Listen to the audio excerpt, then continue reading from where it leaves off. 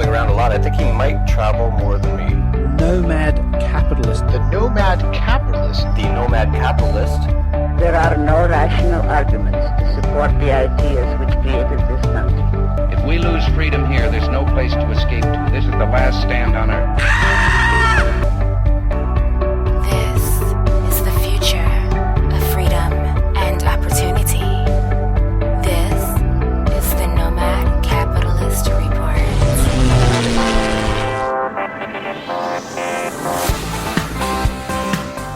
From Tokyo, Japan. Hello, traders. My name is Andrew Henderson. This is the Nomad Capitalist Report.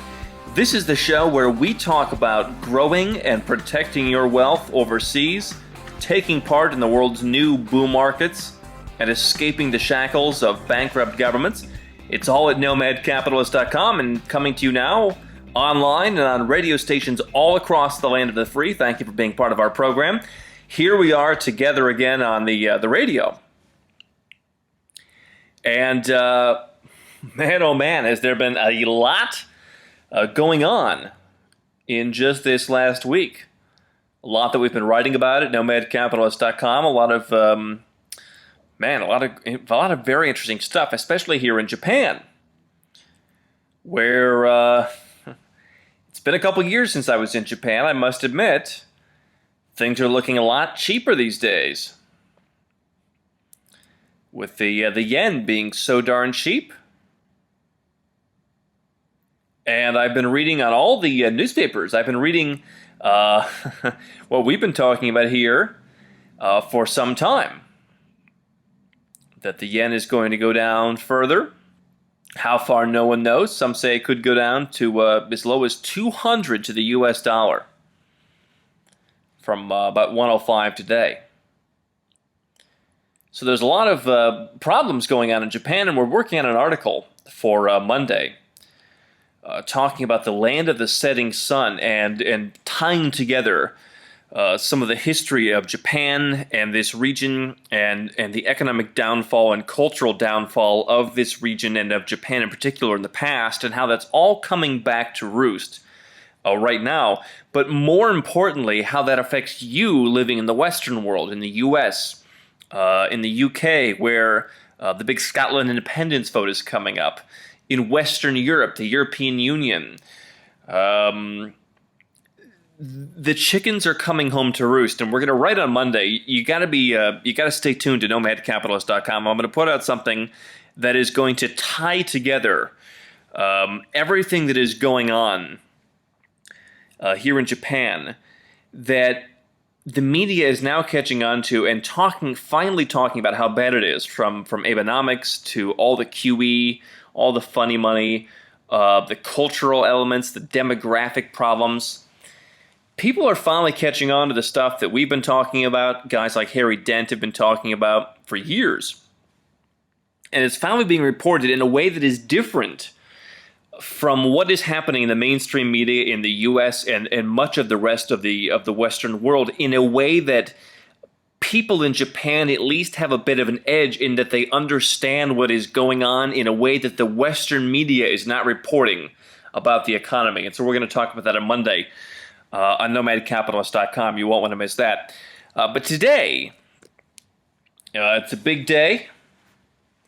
Passport to Freedom tickets in Cancun going on sale for our insiders on the 15th. Tickets have been on sale for our premium members, Nomad Society members, previous attendees. They got their bite at the apple first, and now we're going to unleash the next round of tickets to people who are on our Nomad Capitalist list on the 15th. So if you're listening this weekend, you're going to want to make sure that you're on the list and make sure you want to check that out, because we only have so many tickets. Passport to Freedom in Cancun, we're going to be unveiling the first group of speakers, people who have already signed on to speak, some big names that you're going to want to see. And there will be more to come, but we're going to be unveiling all of that coming up on the 15th. And I've been working on this for a long time. As you know, I'm always looking for fresh faces to bring to these conferences. We just wrapped up last weekend a Nomad Society event in Hong Kong. Great crowd, lots of successful people there, great information. And if you are a member, we're going to be posting most of the video from that event online in the membership area, so you can watch again, or if you weren't there, you can watch for the first time. Hong Kong corporations, venture capital in Hong Kong, how to get Hong Kong residency, which if you're looking for a fantastic residency, not a passport necessarily, there's an interesting story behind that, but if you're looking for a fantastic residency that doesn't have a lot of barriers, Hong Kong is one that a lot of people aren't talking about. If you already have another passport, or you can get another passport from somewhere else, Hong Kong is a fantastic residency. And you don't even have to have the $1.3 million that a lot of people think you have to have. So all that stuff is going to go up in the Nomad Society members area. If you're a member, if you're not, you should join today. And just being at that one event and getting the dinner and hanging out with the crowd that was there, super successful people running businesses all over the world, that alone is worth it. But I was just there last weekend.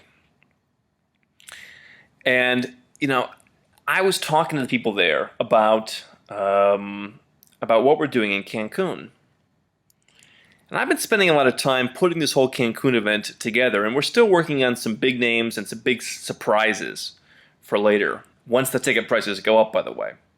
So you're going to want to act on Monday if you want to get the lowest price. But, it's funny that every year we come up with a new event, I try and put an innovative spin on what we're doing to separate us from the rest of the pack. When I first started Nomad Capitalist, when we first started our first event last year in Las Vegas, I came out and I said, listen, I have to differentiate myself from the crowd. You have to understand what it is that I stand for and what it is that I can offer you. Because what I do is not for everybody. I'm a guy who got put on academic probation at a party school. So, I mean, listen, if you have $100 million,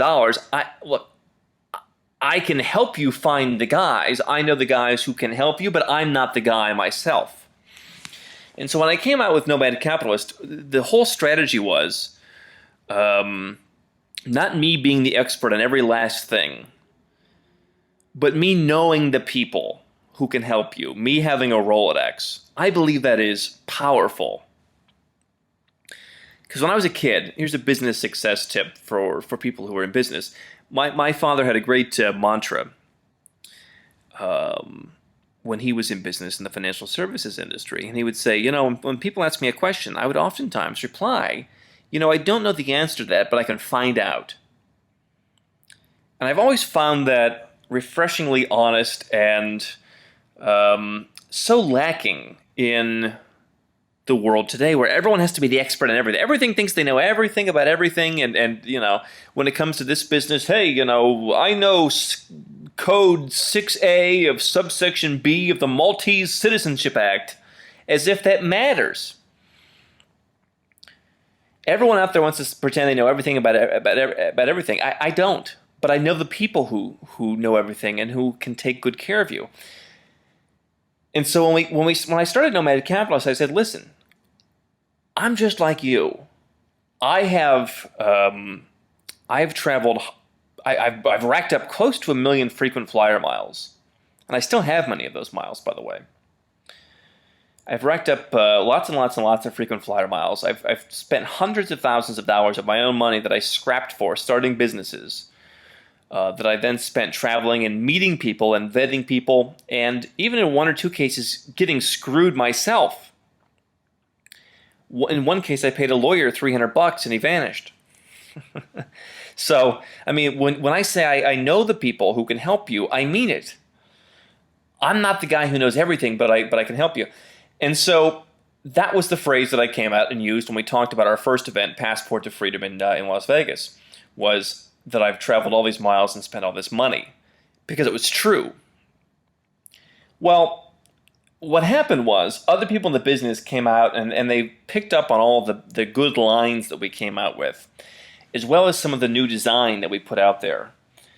You'll notice that different people have been adapting, shall we say, to a lot of the things that we've done here at Nomad Capitalist. I have no doubt that once the Passport to Freedom tickets are unleashed to the general public in our soft launch on Monday, I have no doubt, mark it down, that within 30 days, any of the other guys in this business will wholesale rip off half of what I'm talking about. That you'll be seeing some of the things that I'm saying leading up to this event, it'll be regurgitated by other people in this business. Just now they're flying millions of miles. And you know what? I am of the school that imitation is the sincerest form of flattery. To be honest, I don't even care. I don't have to. You know what? Don't give me credit for some of the ideas. Don't give me credit for the phrases. Don't give me credit for the things that I come out with. Who was it the other day, John, that's now doing our U.S. persons? They're now calling people U.S. persons that I started. You heard it here first, U.S. persons. We don't call them Americans. They're U.S. persons. Now other people are using that. So look, you know what? Listen, there are things that I'm sure that I say that other people say as well. There's a certain amount of what they call best practices in any business where certain people just do the same things and it's fine. For some of these guys in the business to be going around bad-mouthing me within the industry and saying that, Andrew's, he has the Nomad society now. We had some other society first, and he just stole our idea, like having a club of people is an original idea. Meanwhile, they're going out and ripping off my lines, lock, stock, and barrel. I mean, look, it's one thing just to rip it off, and there's a certain amount of honor to that, and I would respect that. But to go around and say that Andrew is this horrible guy and bad-mouthing me around the business, these people know who they are, and that's fine, because they don't understand. People can knock me off, and they can knock off the stuff that we do all they want.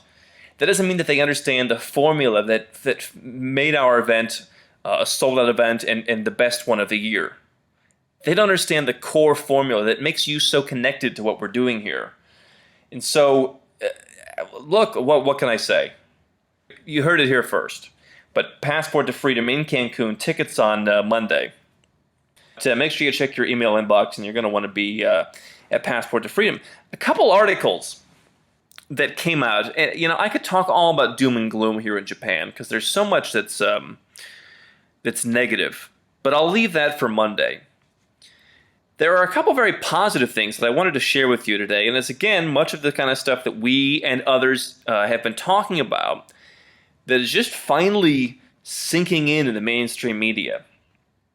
I love going on Facebook and seeing CNBC or Business Insider talking about, here's why Americans are renouncing their citizenship. As if it's some late-breaking story. We've been talking about this since day one. There's no story there. U.S. persons are fleeing the ship at a faster rate than ever. There's no mystery to it. We all know why it's happening. It's happening because the U.S. government is attacking these people and attacking their wealth and attacking their very way of life and spitting on them in the process. You would do the same thing in that case, but the mainstream media is finally just catching on and they think they're so original. But I was on CNBC the other day and they were talking about the best place to invest in real estate, and I wanted to share this with you because this is important. And I'm going to take it one step further when I'm done, but let me read you this article from Robert Frank on CNBC.com. London and New York may be the favorite two cities of the global wealthy, but when it comes to investment returns since 2010, Dubai was your best bet. A new study from Douglas Elliman and Knight Frank looked at the return on $1 million invested in prime residential property in 2010 through the second quarter of 2014. If you bought $1 million in real estate in New York in 2010, it would be worth about $1.22 million today. Of course, they fail to say that $1.22 million is not worth what $1.22 million was 4 years ago.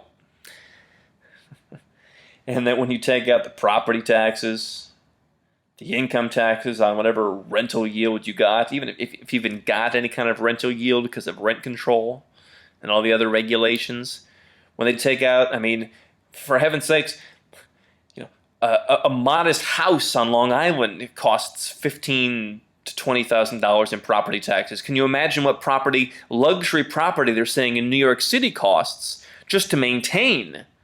On top of that, the fact that the U.S. government is devaluing the dollar in a race to the bottom, a 22% return in 4 years does not exactly impress me. But I digress. The article continues, in London, your $1 million would be worth about $1.54 million. In Miami, $1.26 million, and in Hong Kong, $1.16 million. The winner was Dubai with $1.63 million. Dubai also leads the list of major luxury cities when it comes to price growth over the last 2 years and 3 years, with prices up 29% and 71% respectively. That doesn't mean, however, that Dubai will retain its lead. In the most recent year, prices for high-end real estate in Dubai are only up 6%, while they're up 18% in New York and 8% in London. And the article goes on and on. It yammers on and on about mansions being listed for $100+ million. It talks about the correlation between New York, London, etc. Blah, blah, blah, blah, blah, blah, blah.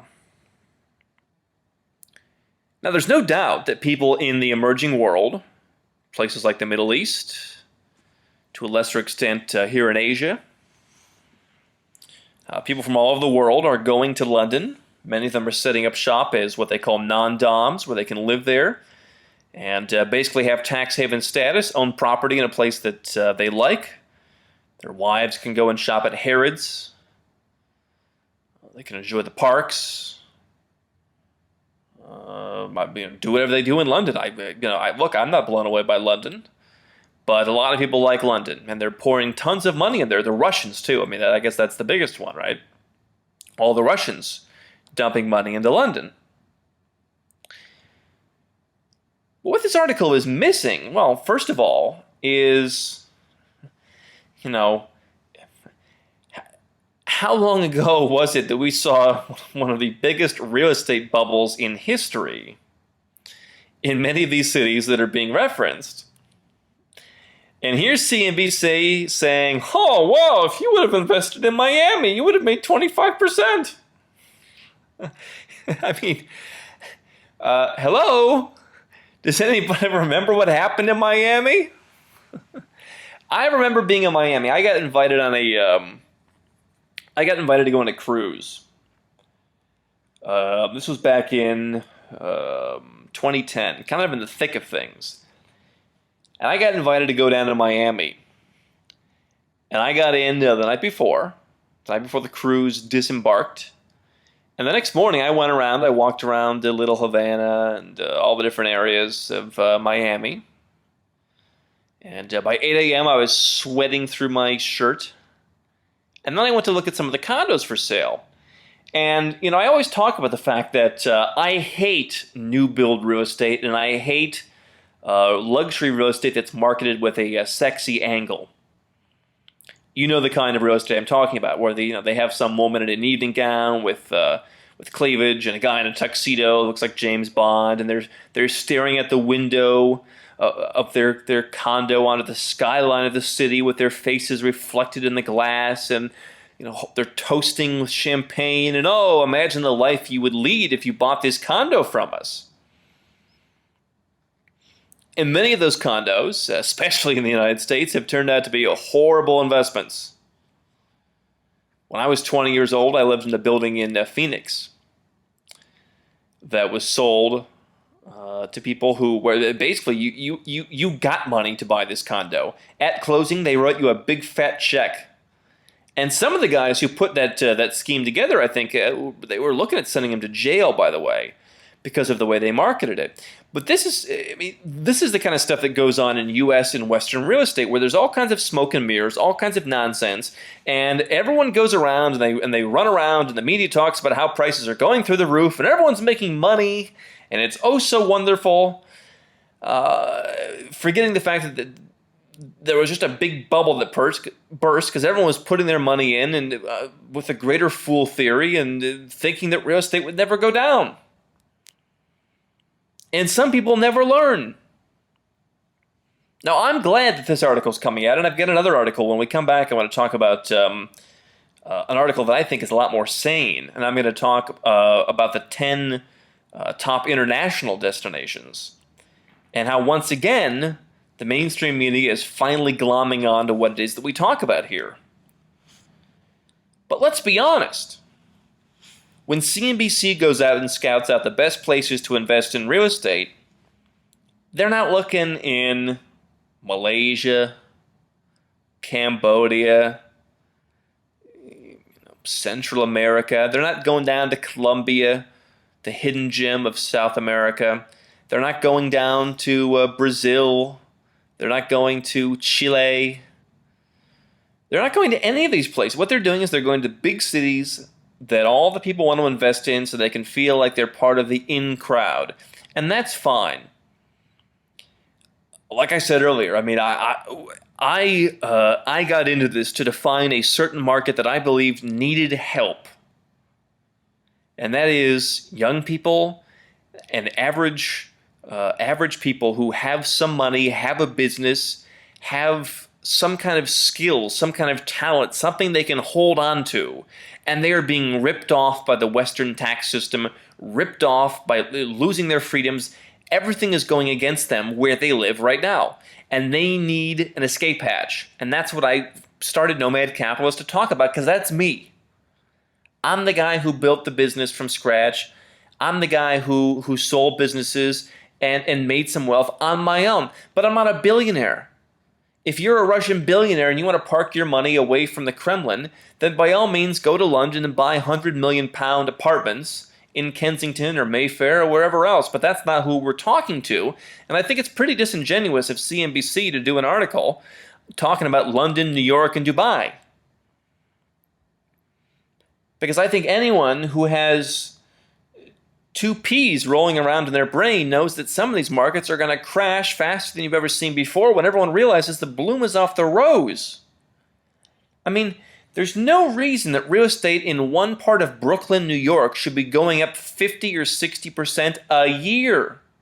There's no reason that the unfashionable parts of Brooklyn, not Manhattan, not even the top the nicest parts of the outer boroughs, but some up-and-coming neighborhood in Brooklyn where a condo should cost $1.5 million. When that happens, you know things have gone too far. And you can talk about all the wealth that's being created in New York, but there isn't any wealth. Not only is all the wealth being siphoned by greedy governments there, but all the wealth being created on Wall Street is just being spun and spun and spun around so many times, nobody knows where it came from in the first place. Which is one reason that as much as the Hong Kong property market is a bubble, that at least maybe there's some hope in Hong Kong because they're not masters of spinning money around. They actually have some conservative principles. Which is why it's nearly impossible to get a bank account there or do anything else. Look, you're not going to hear it from the mainstream media. If you want validation that you should go and invest in Cambodian real estate, or that you should go and participate in the places that no one else is talking about, I mean, you're not going to get that validation. The media is not going to validate the things that we talk about here, because they're stuck in the same echo chamber of talking about New York and London and Hong Kong. Why don't they just throw in Paris for good measure? Why don't they just throw in real estate in a country where tax rates were basically 100% at one point recently? I mean, these people do not get it. They don't understand how the world is changing. So what if a few Russian billionaires are going and parking some money in London where they can keep their mistresses? It doesn't matter. And it certainly doesn't matter to you because that's not how you're going to make your money. And so when we come back, I'm all fired up now, but when we come back, I'm going to talk about another list I came across, which I think is much more sane. And I'm going to talk about some of the top 10 destinations where you can actually participate. If you don't have $1 million to just cast aside and hope that the UK doesn't decide to devalue their pound or start pursuing foreign capital with a vengeance, and you actually want a real return on your money, I'm going to talk about 10 international investment destinations and why it's important. I'm going to tie this all together when we come back, so you're going to want to stick around for this. 10 places that you can invest and why it fits in with everything that we talk about here. Nomadcapitalist.com is the website. Don't forget, if you're on the email list, Monday we start soft launch for ticket sales, Passport to Freedom in Cancun. We're going to unveil the first slate of speakers, all of the information on the hotel, the itinerary, everything that we're doing. This will be an event that you will not want to miss. And we've already sold quite a number of tickets to our premium members, so you're going to want to act fast on this. Get on the email list at nomadcapitalist.com. Get on that on Monday and reserve your tickets. I'm Andrew Henderson. Nomadcapitalist.com will continue.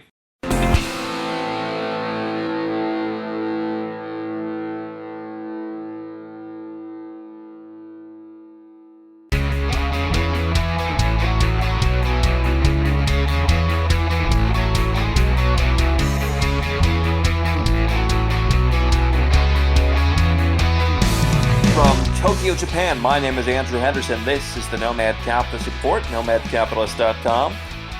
And we are still getting emails from Nomad Capitalist readers who are asking if we filled the job openings that we had here at Nomad HQ. We were looking for a few people with some special talents. And we have found a few people to help us. But if you have a special set of skills, we are still looking for possibly one or two more people to be on our team. The big positions that we had were filled, but there's always room. If you're looking for an opportunity to come and work for slave wages and learn, then email us your best stuff. Just send it to andrew@nomadcapitalist.com. That's my name, andrew@nomadcapitalist.com. And please be patient, because obviously we've got so many emails. Em is only she only has so much time on her hands. I mean, here's the thing. I mean, again, I always talk about being the scrappy entrepreneur. And I was on, earlier this week, I was on John Lee Dumas' show, Entrepreneur on Fire, which is like the #1 business podcast on planet Earth right now. I mean, it's hot as a pistol. And this guy has 1 million people a month listening to his show. And I was on the show earlier, and he was asking me, like, what's the key to being an entrepreneur? I said, you just got to go out there and you got to start small, and you have to just scale up really fast. And you have to take a risk. And so the kind of people that we would hire here at Nomad Capitalist are the people who are in that mindset, people who want to build a foundation for doing their own thing, people who are independent-minded. We're not paying Goldman Sachs pay scale around here. But if you have talents and you want to work with a team that's like-minded, we still may meet some people. But here's something that I came across from CBS Money Watch, talking about the top 10 international places to invest in real estate. And whereas I disagree with CNBC, I disagree with the fact that London and New York and Dubai and places like that are great places to put your money, great places to invest in real estate, I disagree. I'm not saying London is the worst place on earth, but what I am saying is, look what happened in Greece. Look what happened when a bankrupt government said, we got to pay our bills. They raised property taxes 600%. And then they said, if you can't pay, we're going to throw you in jail. And so in an entire year, practically no one whose property was for sale in Athens could unload their property. So here they are. They own a property that one day the property tax is one price. The next day it's 7 times that price. They can't afford to pay it. They try to unload the property for pennies on the dollar just to get out with their lives. They can't. Now some of them are being tried and thrown in the hoosgow. So when you talk about some of these developed world jurisdictions, they may seem stable, but if you're investing in a bankrupt country, you've got problems. It may not happen today or tomorrow or the next day, but eventually the chickens are going to come home to roost. And so this article from CBS Money Watch I found very enlightening, because it talks about great places that we're talking about to invest. One of those places is in Ambergris Caye in Belize, which our friend Joel Nagel and all of his companies are based down there in Ambergris Caye. It's an island off Belize. Belize is a favorite place, especially for older people, to get residency, because it's so darn easy. But Belize is also an English-speaking country. It's a small country, which I love. So they talked about in Burgess Key. They talked about Medellin, Colombia, which is a place that right now our Nomad Society members are voting on where we're going to go for next year's events. And it looks like we're going to be in Dublin, we're going to be in Kuala Lumpur, and we may be in Colombia.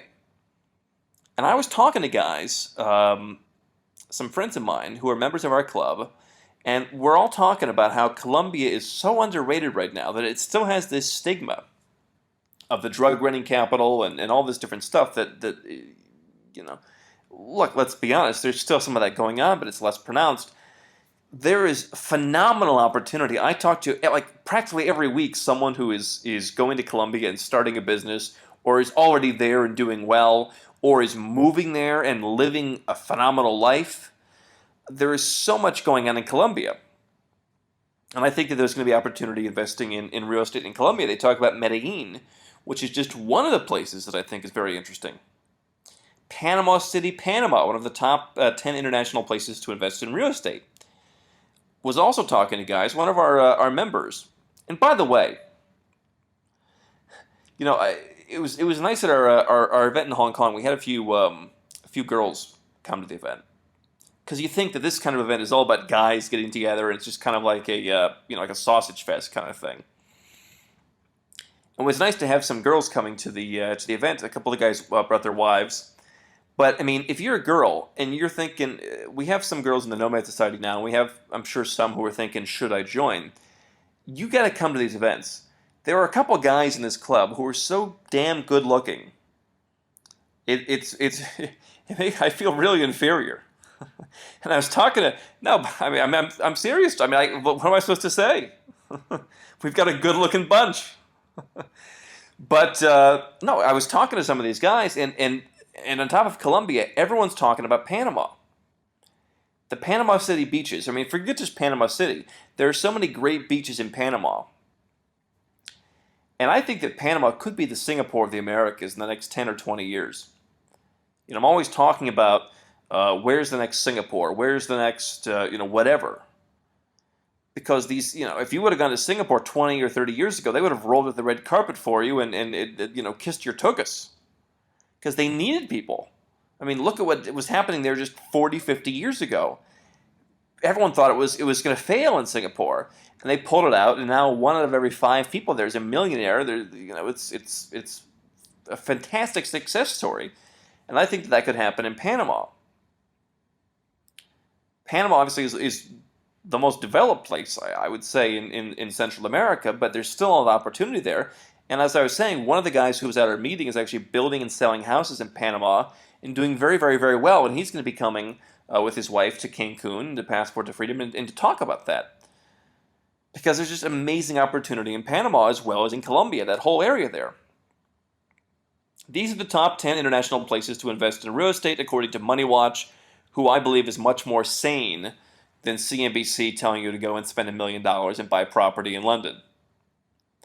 Here's number 6, Puerto Vallarta, Mexico. There are a couple places in Mexico on these lists. And again, no, you have to understand what it is that these places make some lists and not others. And as I said a few minutes ago, Mexico, Colombia, Panama, these places are never going to make the list alongside New York, because the people who talk about New York are people who work on Wall Street. They're snobs who just look at the big cities, the same places that they've been looking at for the last 50 years, and they just compare them against each other, and they don't look at what's coming up next. And these are the guys who are turning on CNN, and they're seeing that some guy got shot in front of a bridge in a cartel, and they say, "Oh my God, Mexico!" Ah! But when you say that, when you scream at the top of your lungs like a little girl that you can't ever go to Mexico, you're missing out on tremendous opportunity.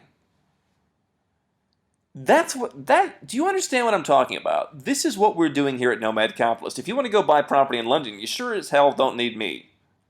I mean, you don't need another guy to come and tell you how to buy property in London. I was in Hong Kong reading the South China Morning Post, and every other page, maybe even every page had an advertisement for some London property company that was hosting an event at the Four Seasons or the Mandarin Oriental or wherever else to come and buy luxury real estate in London for all the people who are coming down from China who want to get their money out of the country, and they believe that the UK is some bastion of stability. Look, you don't need me to tell you to go buy real estate in London, but if you're looking for the next place, if you don't have $10 million to go and throw around in real estate, Puerto Vallarta, Mexico, Panama City. Here's another one. Granada, Nicaragua. I was in Nicaragua this February. I love Nicaragua. I have studied Central America. I'm not a big Central America guy because I love it here in Asia. But I've been studying Central America, and although I love Panama, Nicaragua is the next place to go. It is the next Panama. Now, it may not be Switzerland or Singapore in 10 years, but if you want a place that's a little bit rough and tumble where you can make some money, and you can live on the cheap, you can retire, you can buy real estate, great yields, great beaches, great surfing, great, all that stuff, then Granada, San Juan del Sur, great places that don't get mentioned a lot, which I think is a good thing. We're going to be doing a Nomad Society investment tour in Nicaragua in November. That alone is worth joining the club because I love Nicaragua, hanging out in Nicaragua, looking at investments. Other places, Belize, Cayo Belize, we talked about in Burgess Key, and so many other places. These are the top 10 places to invest in real estate offshore. They're places that the average person has never heard of. I mean, how many U.S. persons could find Belize on a map?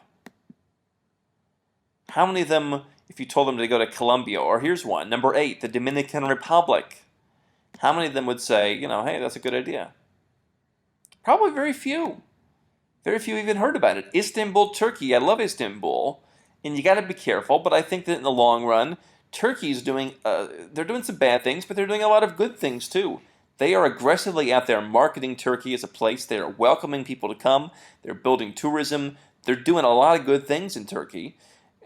On top of the fact you can get 9 or 10% in a bank account there right now, I think that there's some good things coming in Turkey. So these are the places that we're going to be talking about at our upcoming Nomad Capitalist events. These are the places that I'm hanging out.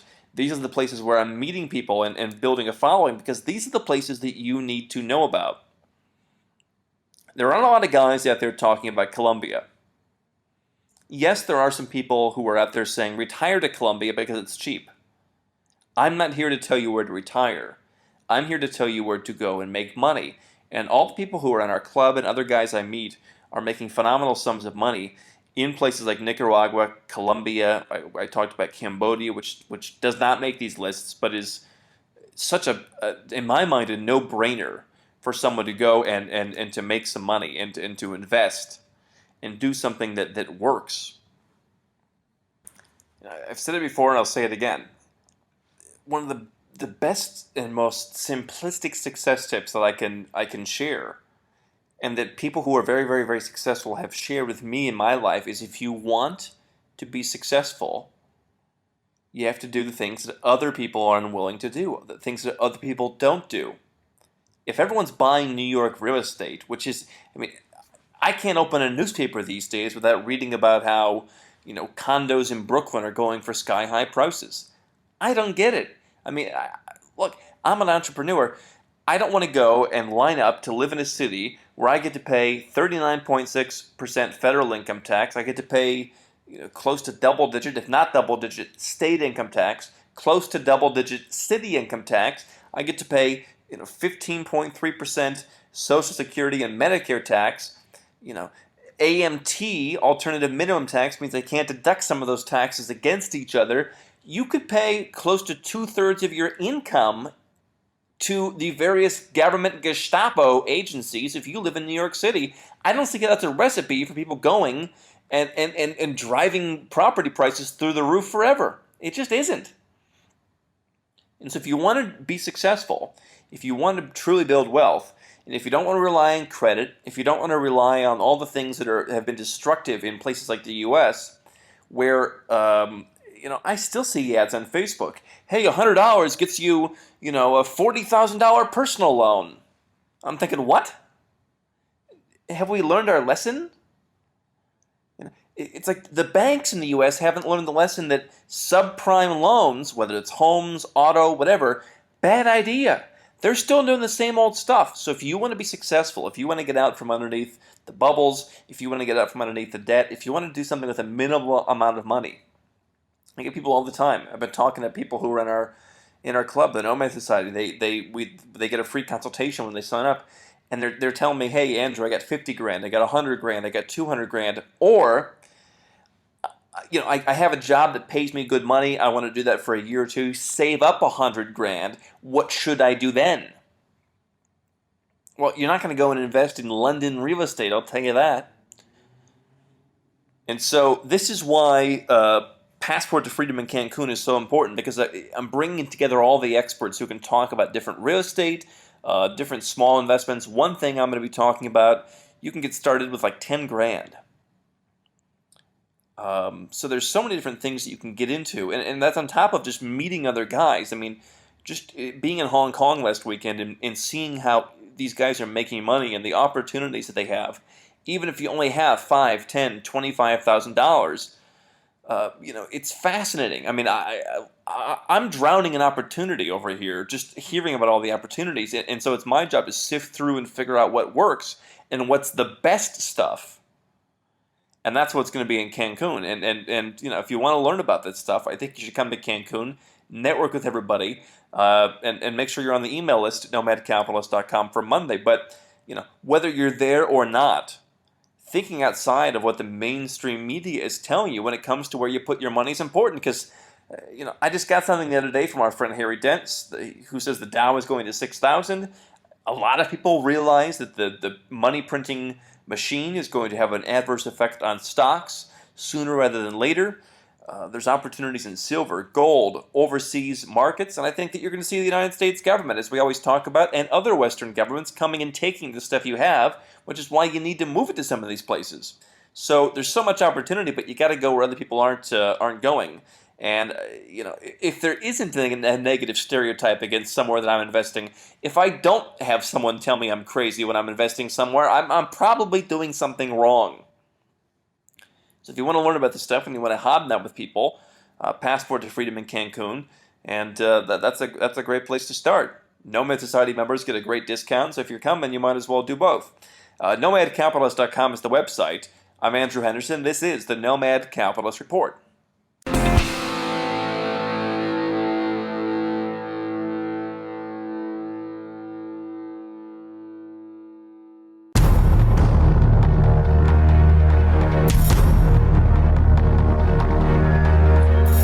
Thing I always think is so interesting is to study people who really have money, the people who they're not flaunting it, they're secretive about their money, they're just silently wealthy. They're the ones you don't hear from. And then you compare them to what the flamboyant people are doing, where they're just blowing money on stuff like condos in London.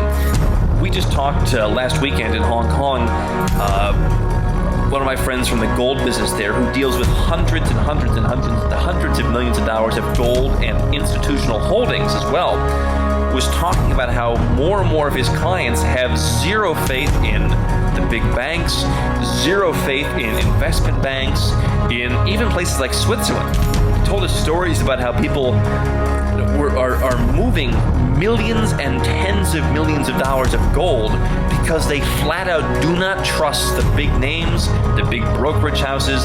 They have zero faith. They are going places that, if not now, 10 years ago, people would have said they are crazy to go, that they were crazy to move their gold to evil China, for instance. But that is where the real money is going. That is where the people who have fought tooth and nail for every dollar they have, they are totally distrusting the system right now. They have zero faith in the big institutions. They have zero faith in the West. They're putting their money where their mouth is. That's why the stuff that we talk about here, that's why these international destinations that may not be on everyone's radar are likely one of your best bets.